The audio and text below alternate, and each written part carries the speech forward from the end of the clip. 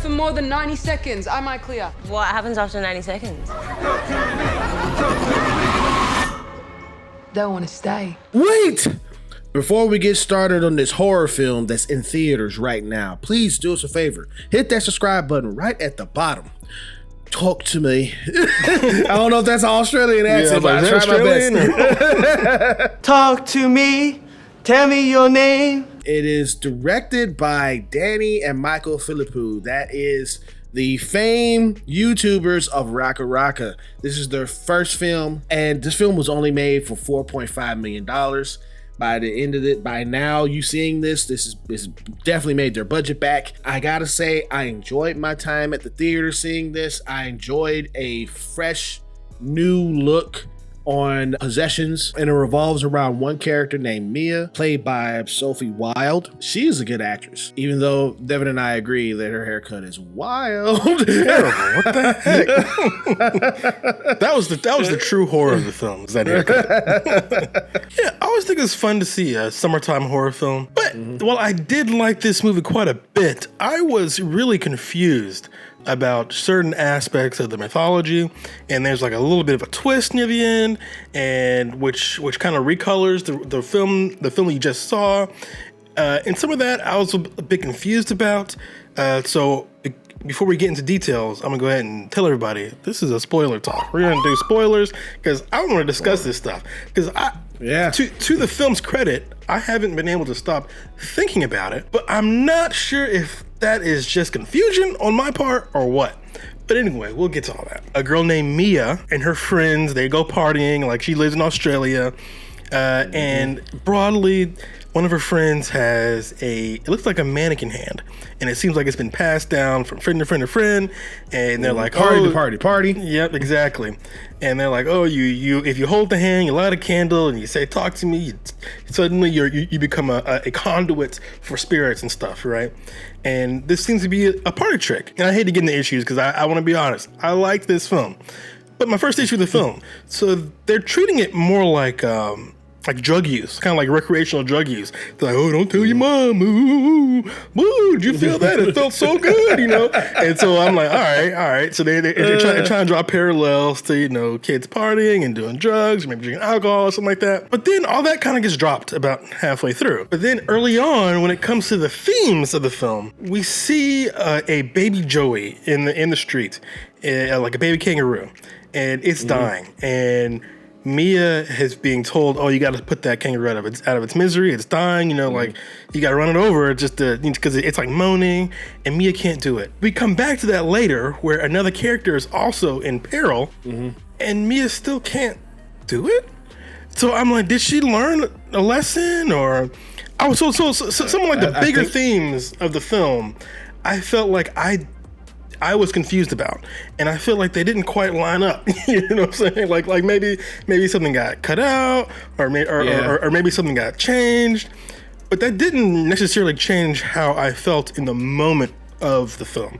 The moment to moment feeling of watching the film, I think, is really interesting, really fascinating, and quite thrilling. The other theme about this film is that I've heard the directors talk about is social media. And at the beginning of this film, you see a guy that's walking through this party, and he's like, where's my brother? And he can't find his brother, and then he ends up going to the room where his brother is. His brother is hunched over in that dang demon pose. Anytime you see somebody that's hunched over in a demon pose, it's not in a regular type of stuff, leave that person alone. But he broke the door down, saw his brother was carrying him out, but then when he was carrying him out, everyone had their phones up to the event. Recorded. You want a very gruesome scene where he stabs his brother, but he also commits suicide. Each time that this happens, where these kids are touching the porcelain hand, they're all filming it and sitting down and doing this stuff. And I think that Danny and Philip was trying to say that kids today are wrapped up in this whole social media thing, that even the most grotesque of things they will film. The only bearing that really has on the story is our main character Mia discovers this hand via social media, and beyond that, again, like, that's another kind of thing that kind of gets tossed over the shoulder, because after that there's no more commentary I found, none that I could discover through a first watching about the social media. And even that character you're talking about, he comes back later to give some advice, right? And he's like, oh, don't worry, because throughout the film, you know, another character gets possessed, and he seems to be really in a really bad state. And he's like, don't worry, over time, you know, they'll heal. But how does he know? Because his brother killed himself. So like, it's kind of my issue with the movie, right? Like in the moment, it's great. I actually really enjoyed the movie, but it has a hard time standing up to scrutiny, and I have a hard time trying to nail down themes. Again, that doesn't necessarily mean the movie is bad, because I like the fact that this is a new kind of mythology. This like hand thing. They even say, oh, we've only got the left hand. No one knows where the right hand is. You know, so like I'm like, okay, all right. So you know, there could be other hands. There may be other body parts. I don't know. So and they're like in the middle of this hand might be a real hand. You know, a real hand underneath that. Yeah. So I'm like, all right, okay. So I like the new mythology they set up. I like some of the rules that they set up, but I feel like the movie doesn't quite follow through on its themes. Mia, she recently lost her mother. Right. I feel like in this film, she's dealing with her grief by wanting to do this hand thing, and she believes that the spirit that her friend is conjuring up is her mother. Right. And there's a rule to this game today where you can't hold on to this hand more than 90 seconds or the spirit will want to stay with you.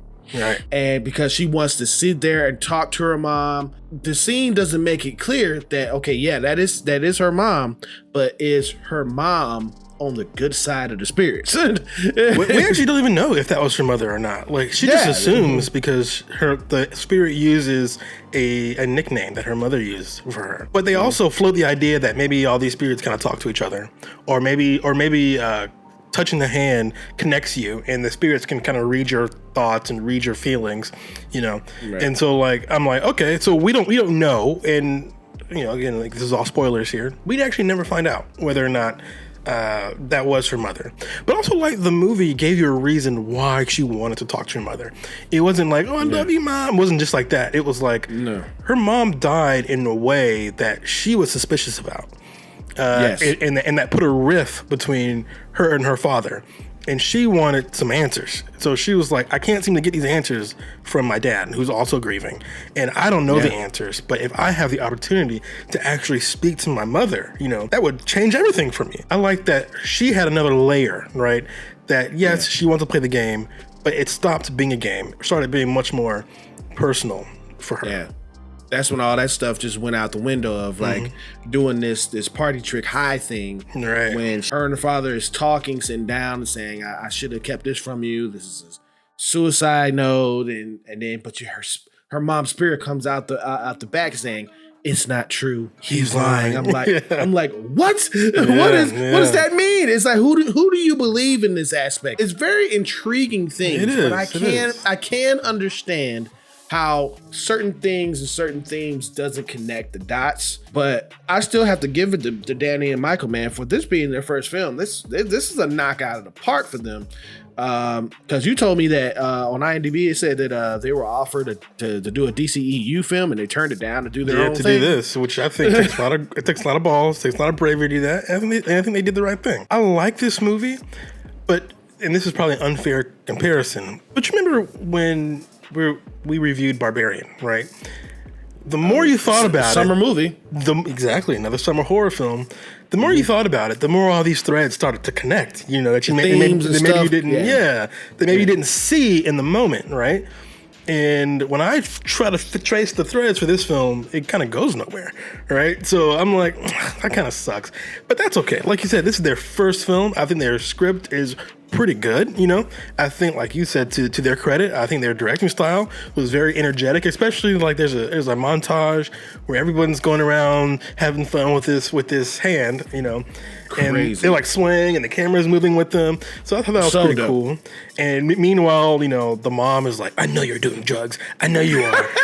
And it's like, well, they're not quite doing. I mean, yeah, but no, So they're kind of in a funny gray area where they are kind of doing drugs, but they're not really. And so I liked some of that stuff. You know me. If a movie has a problem, I'll start trying to rewrite the movie, and I started to rewrite the movie in my head while I was watching the movie. When the movie starts, Mia is sleeping over her best friend's house, right?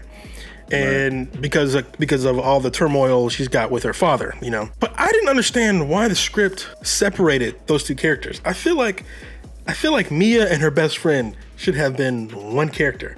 That way, when Riley, Mia's best friend's little brother, gets possessed, we understand why Mia feels so urgent to fix it, right? But to have him be removed, right, where he's like, that's your best friend's little brother, I don't know. I feel like the movie should have been around Mia's best friend. I feel like she should have been the one that's like, I need to save my brother. I got to do something. I got to do. But instead, Mia's like, I have to save your brother. That disconnect to me, like, I don't know. I didn't understand why they were separate. And then her mother's dead, and her father is more or less kind of absent. But then Mia's best friend had no father at all. So I'm like, you could easily merge these two characters. Like, I didn't understand why they were separate. Oh, I see what you're saying. What you're saying. Like, best friend shouldn't even exist if they're going to be... Exactly. If she's going to be like, I need to save your brother, it should be just, I'm going to save my brother. My brother, right? Exactly. So I feel like it didn't... I feel like we didn't need that separation. And in the end, like I said, there's a twist towards the end. Full spoilers, y'all. Full spoilers. Oh, spoilers. Where we learn that the apparition, who Mia thinks is her mother, may not have had her best interest in mind, right? Yeah. And we realize that she's being manipulated by her mother. And she was manipulated to the point that she killed her own father, right? The audience is led to believe that Riley, who's Mia's best friend's little brother, has banged his head so hard that his eyeball has popped out. Like, that he's got a big gash in his head. He's hitting the wall so hard that there's holes in the wall. Yeah. And there's a close up of the blood. It is dark. Okay, you don't get that dark. Man. You don't get that dark blood from a surface cut, right? Like, this dude's in bad shape, right? But at the end, he heals. He heals just fine, right? And he actually walks out of the hospital. We see him walking out of the hospital. So I'm not sure what does that mean? Does that mean that what Mia was seeing, and therefore what we were seeing, was not true? Because she often saw Riley as like a withered old man too sometimes. So I'm like, what? The spirit that was possessing him. Exactly, right. What was the truth there? And I feel like I never really got a really solid answer, and I feel like that was on purpose. Like, I feel like the movie left that vague. I think I would have liked maybe a little more information about what was real and what was a trick from the spirits. Yeah, because it makes you think that what you're saying, but also makes you think like, could it have been a time jump at some point? Oh yeah, there clearly was a time jump, but like, again, like, he lost an eyeball. Like, and he had a big gash in his head, like Anakin Skywalker or something. Like, he looked bad. Like, you don't get up and walk away from those kind of issues. I don't care how much time is going by. Like, you're gonna be messed up. But he wasn't like that. We said earlier that she feels like she needs to kill Riley, so the demon inside her can die, and her mom just kept saying, I can help him, I can protect him. Right. She thinks she's got to put Riley out of his misery, just like that kangaroo in the beginning of the film. But she couldn't do it. Right. She couldn't do it then, she couldn't do it now. Well, the thing is, we don't know if her mom pushed her into traffic. Right. That's another thing. So I'm like, maybe the theme is, maybe she put herself out of her misery, maybe she killed herself through all the depression that she was having. Exactly. And she clearly was possessed, because she actually held onto the hand longer than 90 seconds. Yes, her first time around.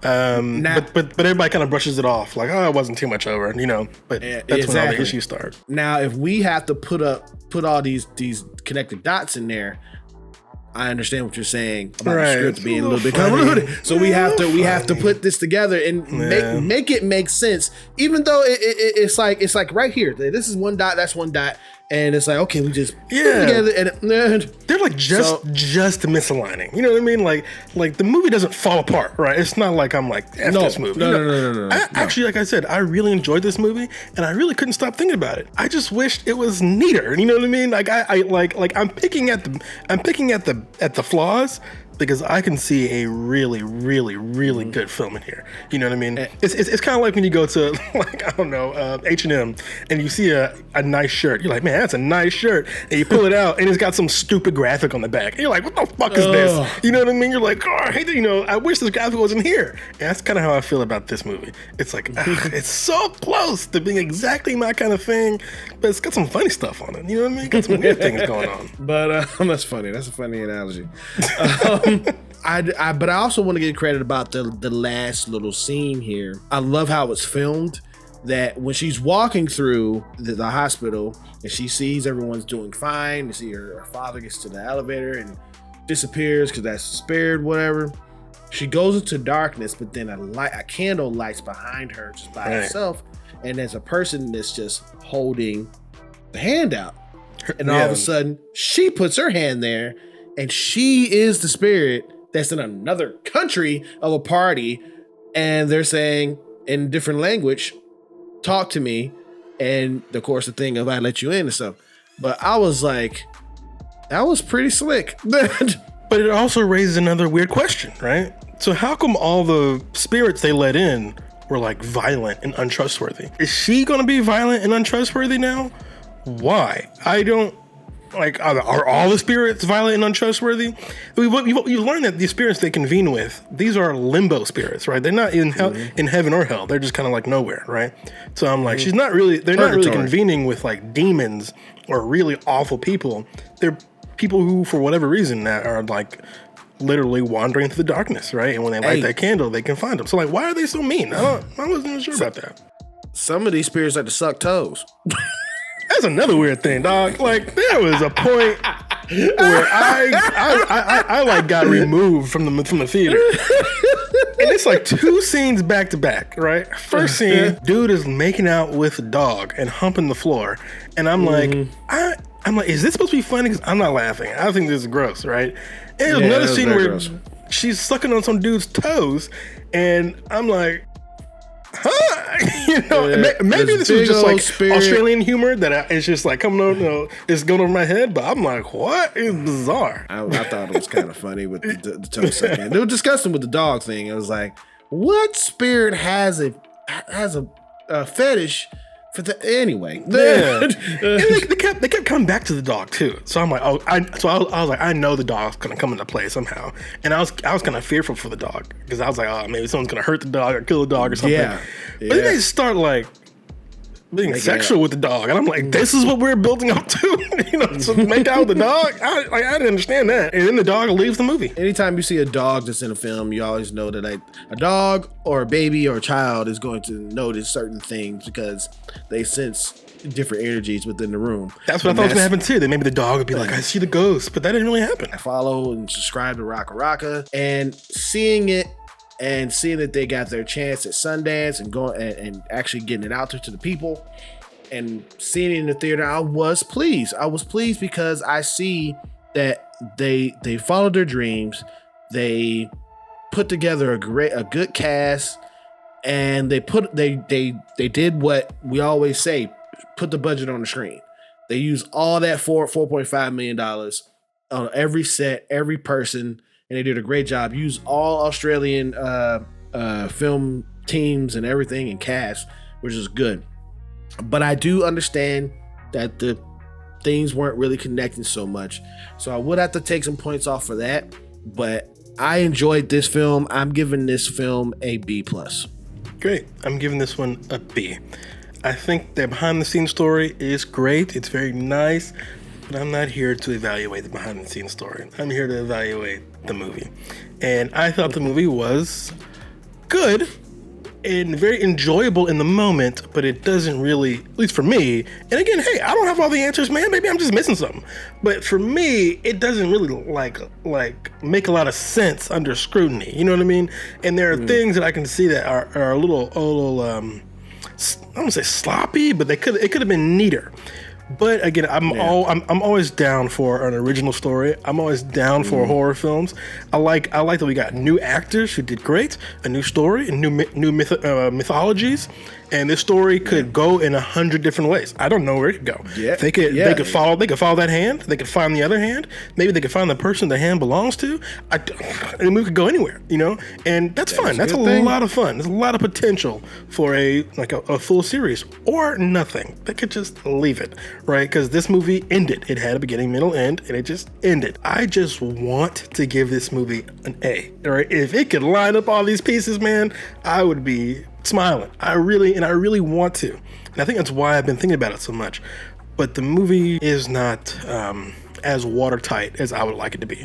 But it's still a good watch. Yes, absolutely. Do you recommend people going to the theater and seeing this film? I think this is a very easy recommendation. And like I said, it's not based off a Marvel thing. It's not based off a Mattel toy. It's not based off a true story like Oppenheimer, right? This is a 100% original idea and made on a shoestring budget, and you really can't tell, right? And the story is genuinely, at least I thought, creepy. So that's all good stuff. Easy to recommend. I also do recommend this film. I recommend this. Maybe I have some favoritism or bias or whatever because I like the creators. I know where they come from. Totally fine. But if they did make some trash, I'd tell you if it was trash. Okay, I would. I'd be like, what the heck they doing? And this ain't trash. No, this is not trash. They did a good job. But more importantly, do you recommend Talk to Me? Please get in the comments and let us know what you thought of this film, all right? They like you. Thank you so much for clicking on this video. We really do appreciate you. You know, people have been talking to us in the comments and letting us know how they feel about, you know, certain things going on with the channel, like the Reel of Fortune. Thank you so much for watching that. And we really do appreciate you guys. So if you're new to seeing our faces, please hit that subscribe button right at the bottom, all right? And don't be afraid to talk to me. Talk to me. Yeah. Put it in your accent. Talk to me. Exactly. Do that. Just talk to me. Why does she sound like Batman? That's kind of like Australian Batman. What did he say when he hanged somebody upside down? He's like, Swear to me. Swear to me. Talk to me. Talk to me. And if you did like this rating and review for this film, please hit that thumbs up. It really does help out the channel. Or you can hit that thumbs down. Whichever you choose, it is your opinion. Just remember one thing, it is mostly wrong. See you in another video. Some of the spirits, man, look nasty and watery. Oh yeah, they look wet. So wet ass ghosts.